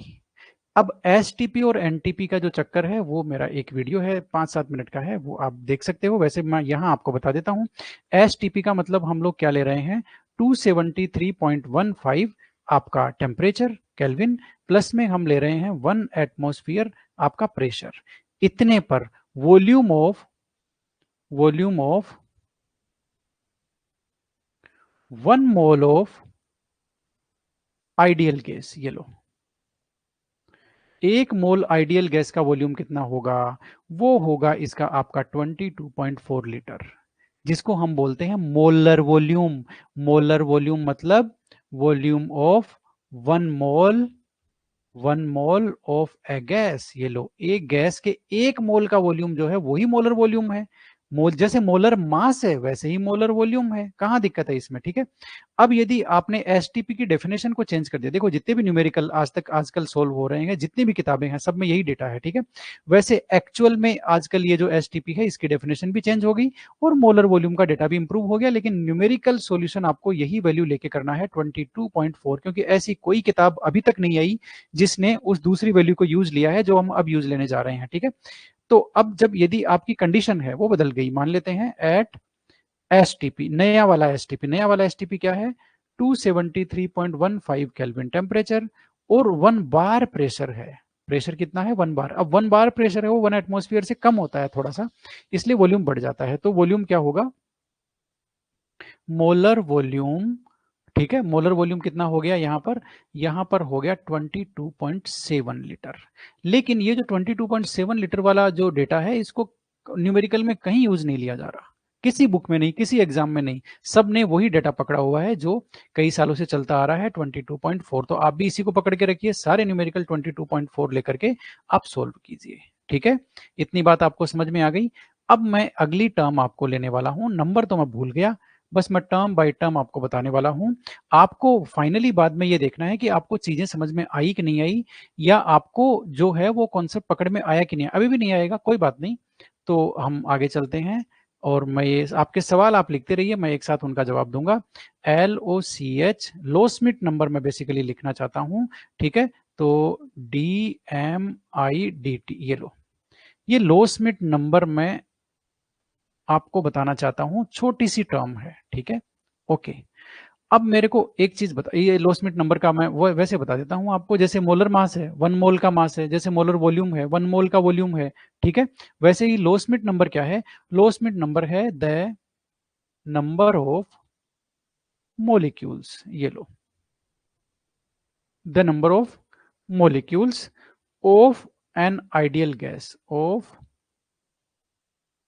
Ideal gas, ideal gas का नंबर किसमें, इन 1 सेंटीमीटर क्यूब, ये लो, एट एसटीपी, एसटीपी पर 1 सेंटीमीटर क्यूब वॉल्यूम जो है उसमें कितने गैस के वॉल्यूम आते हैं, उसको बोलते हैं लो स्मिथ नंबर। ठीक है ना, डी साइलेंट है, ये दोनों डी है ना, ये दोनों डी ही साइलेंट है, इसलिए इसको बोलते हैं लो स्मिथ नंबर। डी आपको याद रखना पड़ेगा कहां कहां लिखना है। ठीक है ना, इतनी बातें हो गई। ओके, अब ये कैसे निकालेंगे भाई, जैसे आपने एक एटम का मास निकाला, वैसे आप ये भी निकाल सकते हो, हालांकि वो हमने निकाला नहीं है, अब निकालेंगे। ठीक है, तो मेरा कहने का मतलब ये है कि 1 सेंटीमीटर क्यूब में कितने कितने गैस के मोलिक्यूल हैं, वो लो स्मिथ नंबर होता है। ये कैसे निकालेंगे, हमें पता है क्या कि भाई मोलर वॉल्यूम कितना होता है 22.4, तो जो 22 मोलर वॉल्यूम, मोलर वॉल्यूम वो कितना है 22.4 लीटर, यानी कि इसको यदि हम लोग सेंटीमीटर क्यूब या ml में लिखेंगे तो कितना हो जाएगा 22,400 सेंटीमीटर क्यूब। यही तो बात हो गई, यही हुई ना, ये मोलर वॉल्यूम है। अब आपको पता है मोलर वॉल्यूम में कितने क्या बोलते हैं, नंबर ऑफ पार्टिकल, कितने पार्टिकल होते हैं भाई मोलर वॉल्यूम में, एक मोल में, आपको तो पता ही है 6.022 इंटू 10⁻23 पार्टिकल होते हैं, किसमें, आपके एक 22.4 लीटर में, क्योंकि ये एक मोल का वॉल्यूम है 22.4, और ये एक मोल में होने वाले पार्टिकल का नंबर है, तो वो होंगे। ठीक है, अब 1 सेंटीमीटर में कितने होंगे तो वो निकाल लो आप, जब जब आपके देख लो, ये कितना है 22,000 है क्या, 22,400 सेंटीमीटर क्यूब में इतने पार्टिकल हैं, तो एक में कितने होंगे, तो उसका तो आसान है भाई, उसका तो आसान है। ये आपका लो स्मिथ को मैं बार बार तो लिखूंगा नहीं, मैं लिख देता हूं यहां पर particles in 1 centimetre cube, 1 centimetre cube में कितने पार्टिकल होंगे, आपके पार्टिकल होने वाले हैं 6.022 इंटू 10⁻23 डिवाइडेड बाई 22400 cm आपका क्यूब। ठीक है, लिखने की भी जरूरत नहीं है, हमें सिर्फ नंबर ऑफ पार्टिकल निकालना है। ठीक है, तो इससे आप डिवाइड कर दोगे तो 1 सेंटीमीटर में आपका पार्टिकल का नंबर आ जाएगा, और वो नंबर क्या है, वो नंबर है आपका 2.69 इंटू 10⁻9, तो ये आपका लो स्मिथ नंबर है। तो लो स्मिथ नंबर, एवोग्राम, AMU, इन सब की वैल्यू आपको पता होना चाहिए। कौन कौन से नंबर हमने ले लिए, देखो लो स्मिथ नंबर तो लिया ही लिया है, हमने एक लिया है एवोग्राम, उसकी भी वह एक वैल्यू है, हमने लिया है यूनिफाइड मास, उसकी भी एक वैल्यू है, हमने लिया है एवोगैड्रो कांस्टेंट, इन सब की एक कुछ न कुछ वैल्यूज है। ठीक है, और ऐसे ही आपका लो स्मिथ नंबर है, इन सब की वैल्यूज आपको याद होनी चाहिए। अभी भी आपको समझ में नहीं आया मोल कॉन्सेप्ट, अब तो आपको समझ में आ गया होगा, नहीं आया तो अब फाइनल स्ट्रोक में मारने जा रहा हूं, वो आप समझ लो जरा, वो आप समझ लो। ठीक है, मैं एक एग्जांपल ले रहा हूं ऑक्सीजन मॉलिक्यूल का, किसका, O2 गैस का, ये लो, ले लिया एग्जांपल। अब जरा समझ लेना, 1 मोल ऑफ O2। ठीक है, अब मैं मास्टर स्ट्रोक मारने वाला हूं। ठीक है, मास्टर स्ट्रोक मारने वाला हूं, देख लेना जरा, आपको बहुत अच्छे से क्लियर हो जाएगा। 1 मोल ऑफ O2, ऑक्सीजन का आपके घर में 1 मोल पड़ा है, आपके घर में डिब्बे में बंद करके पापा ने लाया है 1 मोल, ठीक है। अब उसमें कितने ऑक्सीजन के मॉलिक्यूल हैं, आपको कोई सवाल पूछे तो आप तुरंत बता सकते हो 6.022 इंटू 10⁻23 O2 मॉलिक्यूल्स। ये लो O2 मॉलिक्यूल्स। अब ये मॉलिक्यूल मैं आगे नहीं लिखूंगा, नहीं तो ये क्या है कि गड़बड़ हो जाएगा सिस्टम। यहां लिखता हूं मैं O2, आगे जगह चाहिए भाई, मॉलिक्यूल्स, ठीक है। अब क्या बोलते हैं, अब मैंने कह तो दिया पापा ने लाया, लेकिन हमारे ग्रुप में आधे लोग पापा ही हैं, ठीक है। तो कोई बात नहीं, मेरा कहने का मतलब है कि बहुत सारे लोगों की शादी हो रखी है, ठीक है। ओके, कोई बात नहीं। तो ये हो गया। अब आगे चलते हैं, और 1 मोल में इतने O2 मॉलिक्यूल हो गए। अब इतने O2 मॉलिक्यूल का मास कितना है, आप तोलने निकलोगे तो मास कितना निकलेगा, इनका निकलेगा 32 ग्राम, ठीक है। अब 32 ग्राम है, यदि आप एसटीपी पर इसका वॉल्यूम निकालोगे, भाई कितना लीटर का डिब्बा चाहिए आपको इसको पैक करने के लिए, 32 ग्राम ऑक्सीजन को एसटीपी पर पैक करने के लिए कितने लीटर का डिब्बा चाहिए, तो भाई कितने लीटर का डिब्बा चाहिए, कितना वॉल्यूम होगा इसका एसटीपी पर, वो इसका मोलर वॉल्यूम होगा 22.4 लीटर एट एसटीपी। ये लो, मैंने सब कुछ कोरिलेट कर दिया। क्या क्या कोरिलेट किया है मैं आपको बता देता हूं, ठीक है। जो चीजें मैंने कोरिलेट की है देख लो जरा। अब मैं मास्टर स्ट्रोक मारने वाला हूं, बताने वाला हूं आपको। ये मैंने लिया नंबर ऑफ मोल, ये नंबर ऑफ मोल है। देखो, 1 मोल ऑफ O2 ये नंबर ऑफ मोल है, 1 नंबर, है ना, ठीक है। यानी कि ऑक्सीजन का मोल कितना लिया, 1 mole, number of mole. Number of mole को हमने यहां किससे कोरिलेट किया, आगे क्या लिया हमने, आगे हमने लिया नंबर ऑफ पार्टिकल। ये लो, नंबर ऑफ पार्टिकल लिया हमने, क्या 6.022 इंटू 10⁻23 O2 मॉलिक्यूल्स, उसमें ये नंबर ऑफ पार्टिकल है आपका, ठीक है। अब नंबर ऑफ पार्टिकल को हमने किससे कोरिलेट किया, मोलर मास से। ये इसका मोलर मास है 32 ग्राम, ठीक है। अब मोलर मास को हमने आगे किससे कोरिलेट किया, हमने किससे किया, मोलर मोलर वॉल्यूम से। ये लो, ये हमने मोलर वॉल्यूम से कोरिलेट कर दिया।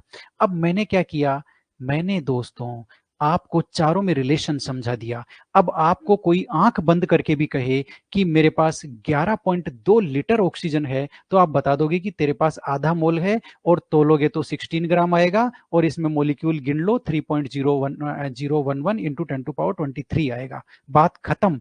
यदि आपको ये जो मैंने लिखा है ये सारा समझ में आ गया, तो कहानी खत्म हो चुकी है, कहानी खत्म हो चुकी है। मैंने सारे जो जितने भी टर्म्स थे उनको समझाने की कोशिश करी है आपको। जितने भी ये जो ये चारों चीजें हैं, आपको कैलकुलेशन में ये चारों चीजें तो परेशान करती हैं। नंबर ऑफ पार्टिकल को नंबर ऑफ मोल में कन्वर्ट करना होता है, मोलर मास में, मोलर मास को नंबर ऑफ पार्टिकल या नंबर ऑफ मोल में कन्वर्ट करना होता है, कभी मोलर वॉल्यूम को कन्वर्ट करना होता है। तो इन सबके रिलेशन हैं, इन सबके आपस में क्या है, रिलेशन है, यानी कि ये चारों एक दूसरे से जुड़ी हुई है ना। अब ये कैसे जुड़ी हुई है, मैं एक डायग्राम बनाना चाहता हूं, लेकिन आगे पेज आ रहा है दूसरा, इसलिए मैं यहां बना देता हूं, कोई बात नहीं, थोड़ा छोटा कर देता हूं। ये लो जरा समझो, ये मैंने लिखा है बीच में इन सबका हीरो, वो क्या है, नंबर ऑफ मोल्स। ये लो, ठीक है, नंबर ऑफ मोल्स। अब ये किस किस से कैसे कोरिलेट है देखो जरा, इसको हम कन्वर्ट कर सकते हैं मास ऑफ सब्सटेंस में, कन्वर्ट कर सकते हैं, आप कन्वर्ट कर सकते हो, आपको पता चल गया नंबर ऑफ मोल, 1 मोल तो 32 ग्राम ऑक्सीजन के लिए, ठीक है। तो आप अभी किसको भी कन्वर्ट कर सकते हो, ठीक है। और नंबर ऑफ मोल को आप कन्वर्ट कर सकते हो किसमें, बोल करके नंबर ऑफ मोल को आप कन्वर्ट कर सकते हो वॉल्यूम ऑफ ए गैस में, ठीक है। Volume volume of A gas. दूसरे हम लोग इसको कन्वर्ट कर सकते हैं, ठीक है, नंबर ऑफ पार्टिकल में। ये लो, नंबर ऑफ पार्टिकल्स में, ठीक है। ओके, तो मेरा कहने का मतलब ये था कि नंबर ऑफ मोल को हम इन तीनों में इंटर कन्वर्ट कर सकते हैं, मतलब नंबर ऑफ मोल को किसी में भी कन्वर्ट कर सकते हैं। और इस रिलेशन के थ्रू देखो, ये जो डायग्राम है ये बहुत शानदार है। कैसे, मैं आपको बताता हूं क्या। ये डायग्राम ये कहता है कि आपको मास ऑफ सब्सटेंस दे दिया गया, तो क्या आप वॉल्यूम नहीं निकाल सकते, निकाल सकते हो। कैसे, मास ऑफ सब्सटेंस को पहले वॉल्यूम नंबर ऑफ मोल में कन्वर्ट करो, और नंबर ऑफ मोल को वॉल्यूम में कन्वर्ट कर लो। बात आपको समझ में आ गई, ओके। अब मान लेते हैं किसी ने नंबर ऑफ पार्टिकल दे दिए कि भाई मैं इतने ऑक्सीजन एटम लेके आ गया, तो इनका इनका इनका वॉल्यूम बताओ मुझे एसटीपी पर कितना होगा, तो क्या बता नहीं सकते? बता सकते हो। कैसे? नंबर ऑफ पार्टिकल को पहले नंबर ऑफ मोल में कन्वर्ट करो और नंबर ऑफ मोल को वॉल्यूम में कन्वर्ट कर लो। बात आपको समझ में आ गई दोस्तों? मेरा कहने का मतलब है ये जो आपके सामने लिखा है ये मास्टर स्ट्रोक है और ये बता रहा है कि नंबर ऑफ मोल को आप मास में, वॉल्यूम में और नंबर ऑफ पार्टिकल में कन्वर्ट कर सकते हो और इन तीनों को भी आपस में कर सकते हो, लेकिन बीच में कौन पड़ रहा है? नंबर ऑफ मोल। यानी कि आपको वॉल्यूम को नंबर ऑफ पार्टिकल में आप कन्वर्ट करना चाहते हो तो बहुत सीधा सा रास्ता है, पहले आप नंबर ऑफ मोल निकालो और नंबर ऑफ मोल से ये निकालो। ठीक है, ओके। अब आपको, मेरे को लगता है ये जो लिखा हुआ है इसका मतलब आपको समझ में आ गया होगा। अब मैं आपके सामने फॉर्मूला लिखने वाला हूं, एक ही फॉर्मूला है, ज्यादा नहीं है, ज्यादा लिख के करना क्या है, ठीक है ना? हमें थोड़ी ना कोई वो क्या बोलते हैं, चैंपियन बनना है, ठीक है? काम निकाल रहे हैं धीरे धीरे, ठीक है? तो अब आप ये देखो, नंबर ऑफ मोल्स का मैंने फॉर्मूला लिखा है। देखते जाना मैं क्या कर रहा हूं, मैं सबको एक चीज एक जगह रख रहा हूं, ठीक है? ओके। आप कैसे निकालोगे? यदि गिवन मास, आपको जितना मास दिया गया है उसको आप मोलर मास से डिवाइड कर दो, मोलर मास से उसको डिवाइड कर दो तो नंबर ऑफ मोल आ जाएगा। हाँ भाई आ जाएगा, ओके। और कैसे निकाल सकते हैं? मान लेते हैं उसने आपको वॉल्यूम दे दिया कि मेरे पास इतना लीटर एसटीपी पर ऑक्सीजन लाया हूं, बताओ कितने मोल होंगे, ठीक है? तो ये भाई, ये हेलो मोटो आ गया है, इसको थोड़ा सा शांत करना पड़ेगा। ओके, आपने देखा। अब आप ये देख लो कि आपको क्या करना है।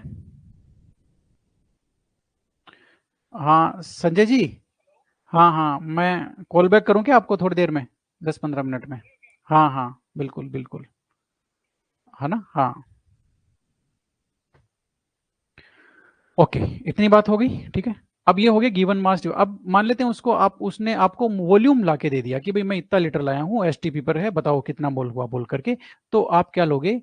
Given given volume, given volume किस में? लीटर में। ये एसटीपी पर बात हो रही है, मैं एसटीपी लिख नहीं रहा, इसका मतलब ये नहीं है, सारी कैलकुलेशन एसटीपी पर चलती है। ये हो जाएगा, ठीक है? अब इसके अलावा मान लेते हैं उसने कह दिया कि भाई मैं तो इतने पार्टिकल लाया हूं, इतने ऑक्सीजन एटम लाया हूं, आप बताओ मोल कितने हैं? तो आप वैसे बता दो, क्या? नंबर ऑफ पार्टिकल, जितने पार्टिकल आपको दिए गए हैं वो कर दो और डिवाइडेड बाई कर दो Na, यानी कि 6.022 इंटू 10⁻23। ठीक है, इतनी बात हो गई। ये देखो नंबर ऑफ मोल के मैंने तीनों फॉर्मूले एक साथ लिख दिए। बात आपको समझ में आ गई? ओके। अब आपको कोई कहे कि आपको एक एटम का मास निकाल के बताओ, आप में हिम्मत है तो एक एटम का मास बताओ, ठीक है? तो आप वो कैसे निकाल सकते हो? आप देख लो जरा, मैं क्या कर रहा हूं। Mass mass of one one atom, कोई भी वन एटम कैसे निकालोगे भाई? अरे अब तो पूरी दुनिया को पता चल गया कि मास ऑफ वन एटम कैसे निकलेगा। कैसे?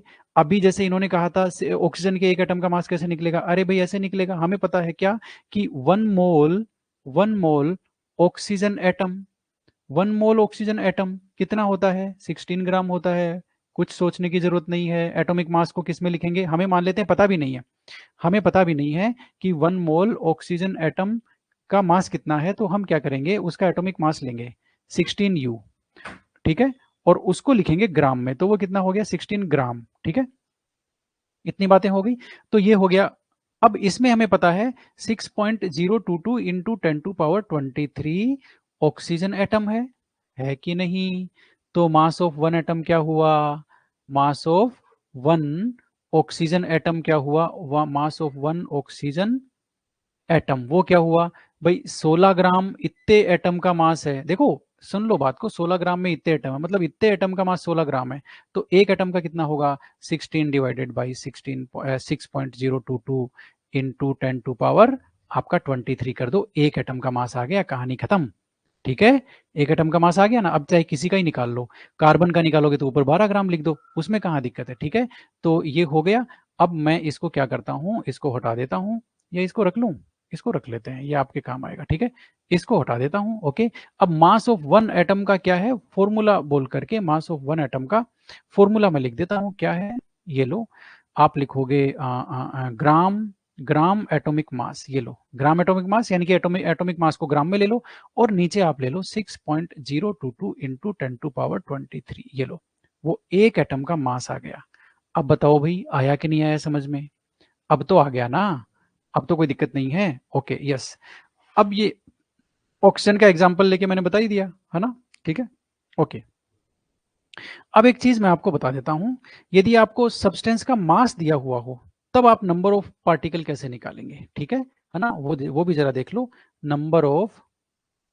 Number of molecules, number of molecules, ठीक है। इफ आपको क्या दिया हुआ हो, अमाउंट ऑफ सब्सटेंस दे दिया, number of molecules if amount of substance या mass of substance is given, ये लो। मतलब आपको ऐसे कह दिया कि भाई मैं इतना ग्राम लाया हूं ऑक्सीजन, है ना, 20 ग्राम लाया हूं, 25 ग्राम लाया हूं, कितना भी लाया हूं, ठीक है। तो आप कैसे निकालोगे, देखो बात को समझो मैं क्या कह रहा हूं आपको। नंबर ऑफ मोलिक्यूल आपको निकालना है कब, जब मास दिया हुआ है। तो ये आप कैसे निकालेंगे, ये मैंने अभी तो आपको समझाया है, ये रहा मास्टर स्ट्रोक। क्या, आपको नंबर ऑफ पार्टिकल निकालना है, मास आपको दिया हुआ है, तो आप सबसे पहले नंबर ऑफ, ये जो मास दिया हुआ है ना, इसको सबसे पहले नंबर ऑफ मोल में कन्वर्ट करो, और नंबर ऑफ मोल को आप किस में कन्वर्ट करोगे, नंबर ऑफ पार्टिकल में। तो ये तो दुनिया जानती है, क्या कैसे करोगे जरा देख लो। सबसे पहले आप लिख लो इसको, इक्वल इक्वल टू हम लोग लगा लेते हैं, ये लो। तो आप पहले जो मास दिया हुआ है उसको नंबर ऑफ मोल में कन्वर्ट करोगे, कैसे, आप लिखोगे गिवन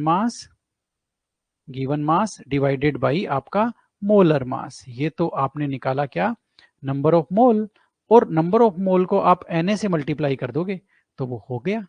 यही तो होता है, और क्या होता है, आपके नंबर ऑफ पार्टिकल का क्या फॉर्मूला है, नंबर ऑफ पार्टिकल का क्या फॉर्मूला है, यही तो फॉर्मूला है, क्या, number of particles is equal to number of moles, number of moles into Na, बात खत्म। तो आपने नंबर ऑफ मोल, वो जो मास दिया हुआ था उसको नंबर ऑफ मोल में कन्वर्ट कर दिया इस फॉर्मूले से, और Na से मल्टीप्लाई कर दिया, ठीक है। तो मेरे ख्याल से ये सारी चीजें खत्म हो गई हैं, ठीक है। एक चीज मैं और आपको बता दूं, नंबर ऑफ मोल्स यानी कि नंबर ऑफ पार्टिकल्स कर लेते हैं, चलो, number of particles is directly proportional to number of moles, ये लो, is directly proportional to number of mole. बस यहीं से हमारी जो कहानी थी वो मतलब क्या बोलते हैं, शुरू भी हुई है, खत्म भी हुई है, ठीक है। अब लेकिन खत्म हुई नहीं है कहानी, तो अब शुरू हुई है, ठीक है, कहानी अब शुरू हुई है। अब एक चीज मुझे आप बता दो कि इतनी देर में आपको समझ में आया कि नहीं आया। टेस्ट का पता कैसे चलेगा, और टेस्ट टेस्ट का पता कैसे चलेगा, अरे भाई आप एक काम करो, देखो जो हमारा टेस्ट सीरीज वाला जो कोर्स है उसमें कंटेंट का एक वो है, बटन है, टैब है, उस कंटेंट के बटन में जाओ, टैब में जाओ, वहां आपको फोल्डर मिलेगा एक शेड्यूल का और इम्पोर्टेंट कंटेंट का। उसमें आप कुछ पीडीएफ रखी है टेस्ट से रिलेटेड, बहुत अच्छे से उसमें एक्सप्लेन किया हुआ है ना, नो प्रॉब्लम, ठीक है। Oxygen, oxygen atom, oxygen molecule, oxygen gas, देखो बात ऐसी है, ये मैं आपको क्लियर कर दूं, ये मैं लिख रहा हूं भाई, इन्होंने एक कमेंट किया है, इन्वर्टेड कोमा में भी बंद किया है, और इस कमेंट को हमने कॉपी कर लिया है वहां से, ठीक है, और हमने यहाँ इसको पेस्ट कर दिया है। देखिए होता है क्या, अरे भाई कंट्रोल वी जो बटन है वो काम नहीं कर रहा, कोई बात नहीं, हो गया आखिर, ठीक है ना। अब इन्होंने इतनी सारी चीजें लिखी, इन्होंने कहा हमें कैसे पता चलेगा 16 ग्राम कब लेना है और 32 ग्राम कब लेना है, ठीक है ना, क्योंकि मैंने ऑक्सीजन का एग्जाम्पल जानबूझ के लिया ताकि आपको ये कंफ्यूजन है वो क्लियर हो। देखो, यदि ऑक्सीजन ले लिया तो आप, ऑक्सीजन लिखा हुआ है आप O2 लोगे, यदि ऑक्सीजन मॉलिक्यूल ले लिया आप O2 लोगे, यदि ऑक्सीजन गैस लिखा हुआ है आप O2 लोगे। ऑक्सीजन एटम आपको तभी मानना है जब आपको ऑक्सीजन एटम दिया हुआ हो, बात को समझो। जब ये लिखा हुआ हो कि एटॉमिक ऑक्सीजन, ऑक्सीजन एटम का 16 ग्राम है, ऑक्सीजन एटम का 8 ग्राम है, या इतने ऑक्सीजन एटम है, जब ये एटम शब्द लिखा हुआ हो तभी आपको ऑक्सीजन का एटम लेना है। अदरवाइज आपको हमेशा ही, सुन लो, इसका हो गया 32 ग्राम, इसका हो गया 16 ग्राम मोलर मास, इसका 32 ग्राम और इसका 32 ग्राम, बात खत्म, कहानी खत्म। बात आपको समझ में आ गई ना, यानी कि आपको मोलर मास, देखो ऐसे लिखा हुआ हो कि भाई find the number of mole of oxygen in given number of particles या in given number of atoms, तब तो एकदम सही है ना। मेरे ख्याल से इतना कंफ्यूजन होगा नहीं, एटम और आपको हमेशा लिखा हुआ मिलेगा। यदि एटम लिखा हुआ नहीं मिला है तो आपको O2 मॉलिक्यूल ही मानना है, सुन लेना अच्छी तरह से, है ना, इसमें कहीं कोई किंतु परंतु नहीं है, कोई भी सवाल सोल्व करके देख लेना इस पॉइंट पर, ठीक है, ओके। अब चलते हैं, आपके कमेंट ऊपर से पढ़ते हैं। सर आज तक मोल कॉन्सेप्ट मेरे बहुत कंफ्यूजन होता था, पर आपने बहुत अच्छे से और डे टू डे के एग्जाम्पल से रिलेट करके समझाया। थैंक यू, आपका भी बहुत बहुत धन्यवाद। तो ये अक्षय अक्षय आ गया क्या? अब कोई किंतु परंतु नहीं है? काफी कुछ समझ आया है सर।